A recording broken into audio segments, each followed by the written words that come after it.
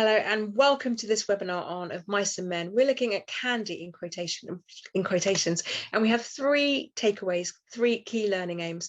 First of all, to understand how the quotations reveal Candy's character. Second of all, to link these quotations to key themes and ideas, and also to use subject terminology to analyze some of the quotations. Now, if you remember that Candy is the swamper, that means he's the cleaner. He had an accident which meant he lost his left hand on the ranch, so they've had to keep him on and sort of help him to be useful, and he's kind of useful, but he tries to be useful in other ways. Now the first quotation, "I didn't hear nothing," shows that actually he was listening. It's George who gets very angry and aggressive and you know, saying, "Why were you snooping around?" Because he does snoop around, and it's almost the sense that he's denying he's listening, but almost the sense that he's being useful in another way by listening, giving tips and gossip, and being able to update the men, particularly the new men, on what's going on. He tells them about Curly's new wife, the fact he's only been married a couple of weeks. He tells them about the glove full of Vaseline that Curly keeps to be soft for his wife, which again is quite private and gossipy. He tells them about the fact that the wife is a tramp. So even though he says he didn't hear anything, he's very much about gossip. So this links with the idea of usefulness.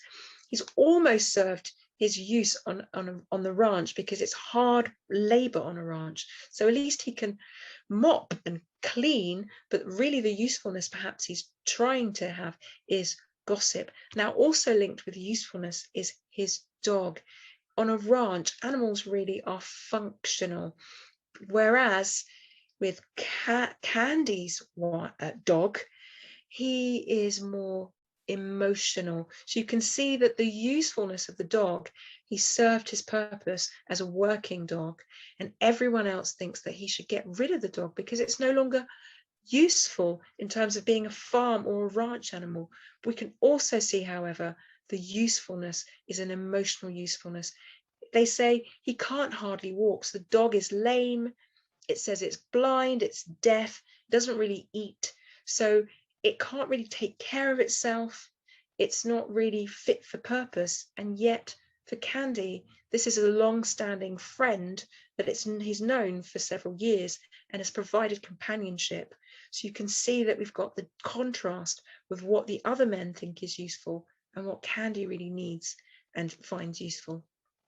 It says, again, this is in chapter 3, the 3 Ps, the pup and the promise or the possibility of the ranch, and the punch up. Chapter 3, Candy looked for help from face to face.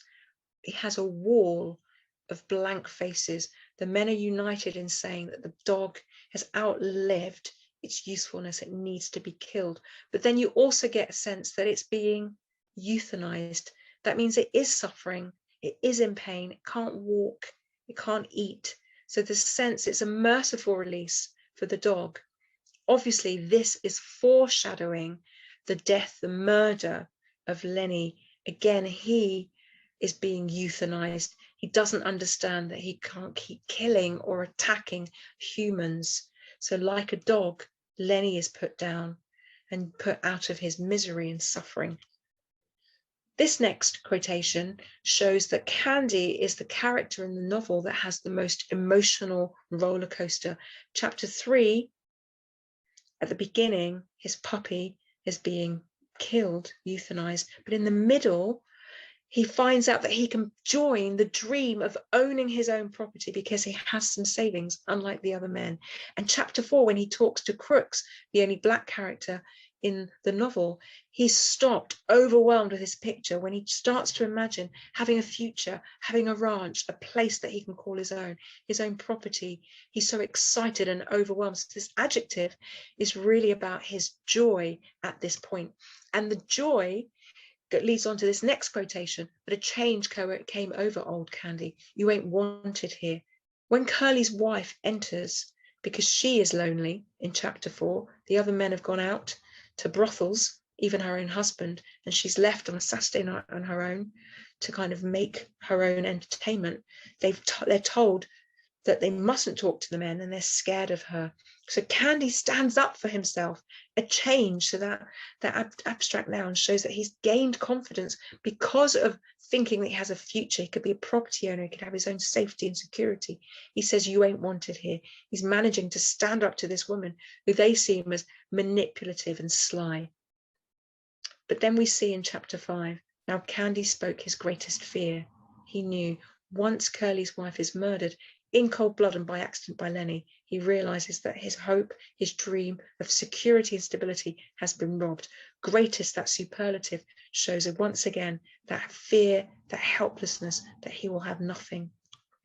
And then finally, we see his anger at the end of chapter 5. He's blaming Curly's wife. She's died.